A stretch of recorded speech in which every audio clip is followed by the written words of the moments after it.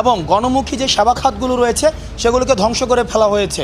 অর্থাৎ আমাদের যদি প্রথম যে খাতটি দেখি, আমরা গত 3 দিন ধরে ক্লোজলি আমরা স্বাস্থ্য খাতকে অবজার্ভ করছি।